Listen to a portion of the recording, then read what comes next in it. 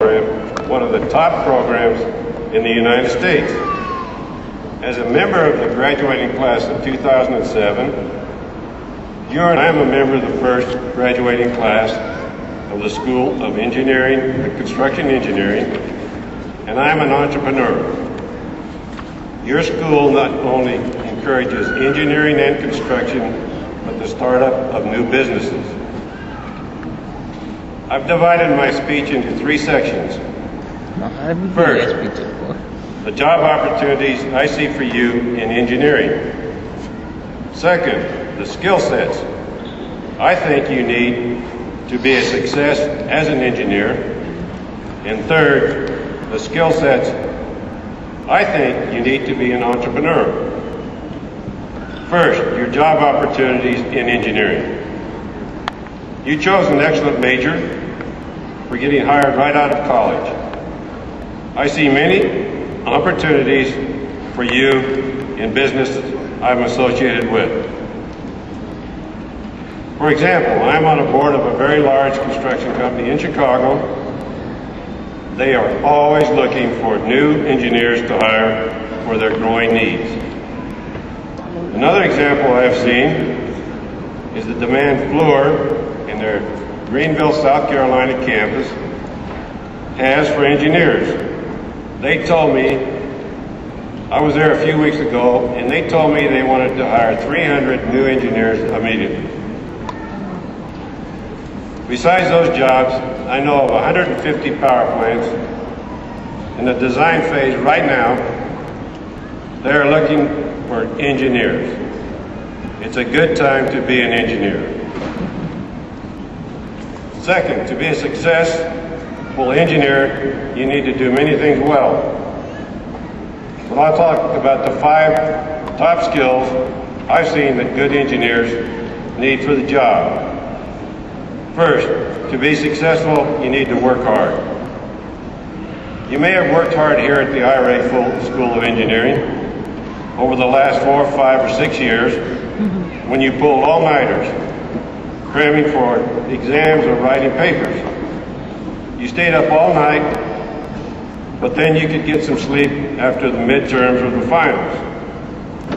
However, when you start working on the job, the work often keeps coming, so you don't have time for sleep. The work has to get done, and you're responsible for it. I learned this on my first big promotion with one construction company. I would often put 2 desks together on the site and sleep on the desk so I could be sure the batch plant got started at 3 a.m. in the morning. When I worked on bid teams or headed up bid teams, I would need to go without sleep for 3 days at a time. I did it, and I did it often. To be a successful engineer, you need to work really hard. Every successful engineer I know had to do it, and so did I. Don't expect your parents to give you their multi-million-dollar house. Go out and work for your own.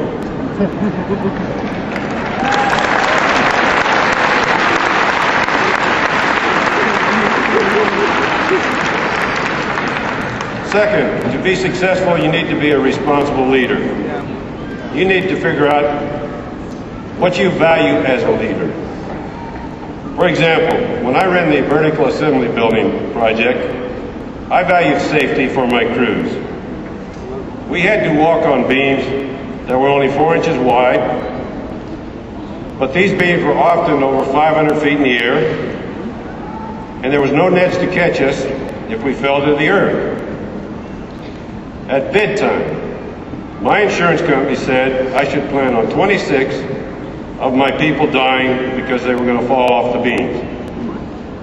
I didn't want to lose even one of my crew. So I became a tough leader and made every person a safety person. If any one of my crew walked by an unsafe condition, he had to fix it. If he didn't fix it, he got fired. I walked on those 4-inch beams myself, and I fixed some unsafe conditions on those beams. I didn't do it easily, but I did it.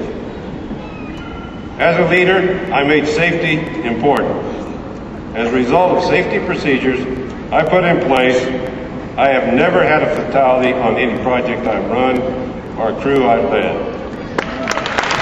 For the students, it symbolizes the transition from student to degree.